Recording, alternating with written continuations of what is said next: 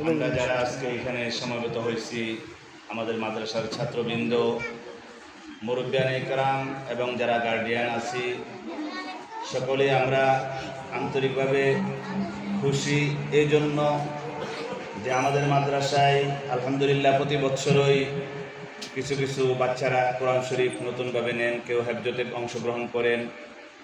তো তারই ধারাবাহিকতায় আজকে আমাদের অন্যান্য বছর অনুষ্ঠানটা রমজানের আগে হইতো, এই বছর আসলে আমাদের উস্তাদদের একটু সমস্যা ছিল, উস্তাদের রদবদলের কারণে আমাদের সময়টা পরিবর্তন করে আজকে পর্যন্ত আনতে হয়েছে।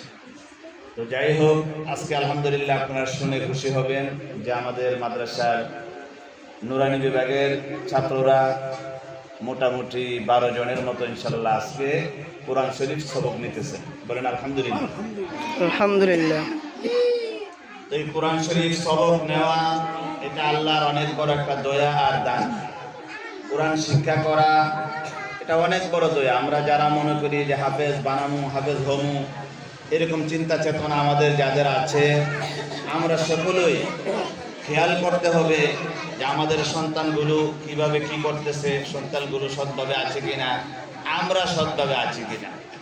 আমরা যারা গার্ডিয়ান আছি, বিশেষ করে এখানে যারা আমরা উপস্থিত আছি মা বোনেরা, আমরা সবসময় খেয়াল রাখবো বাচ্চাগুলোকে আমরা কিভাবে মোবাইল থেকে দূরে রাখবো। মোবাইলটা বর্তমান যুগে অনেক বড় একটা সমস্যা।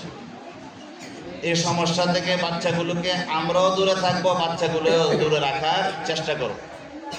পাশাপাশি আমরাও ইনশাল্লাহ সকলে আশা রাখি আমাদের প্রতিটা বাচ্চা সামনে যেন আমরা তাদেরকেও ধারাবাহিকতা রক্ষা করে আগামী বছরের জন্য তৈরি করতে পারি, প্রস্তুতি নিতে পারে, এই চেষ্টাটা আমরা সকলেই করব।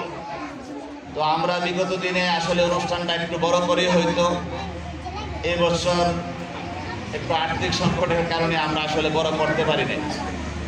তো যাই হোক, আগামী বছর আমাদের নিয়ত আছে আরও একটু বড় করে করার।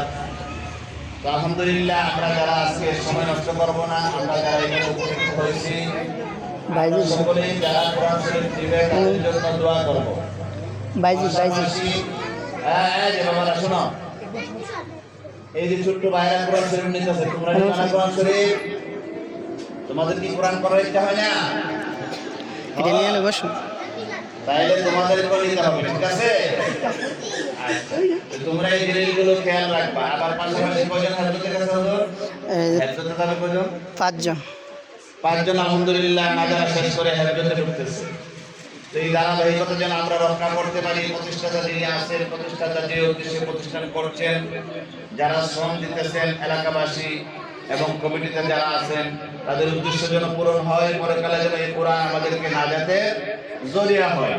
কারণ হাদিসের মধ্যে আসছে আল কোরআন হুজ্জাতুল লাকা ওয়া আলাইক, যে কোরআন কারো পক্ষে সাক্ষী দিবে, কারো বিপক্ষে সাক্ষী দিবে।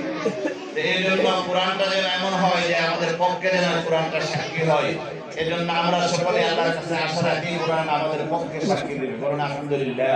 আলহামদুলিল্লাহ। আর পাশাপাশি আমরা দোয়া করবো যারা আজকে কোরআন শরীফ সবক নিবে তাদেরকে যেন আল্লাহ মেধা বাড়ায় দেন, তাদেরকে যেন আল্লাহ হাফেজ আলেম হিসেবে কবুল করেন। যারা সামনে আছে তারাও যেন ধারাবাহিকতা রক্ষা করে নিতে পারে, চেষ্টা করতে পারে। এই জন্য আমরা সকলে ইনশাআল্লাহ আজকে দোয়া করবো।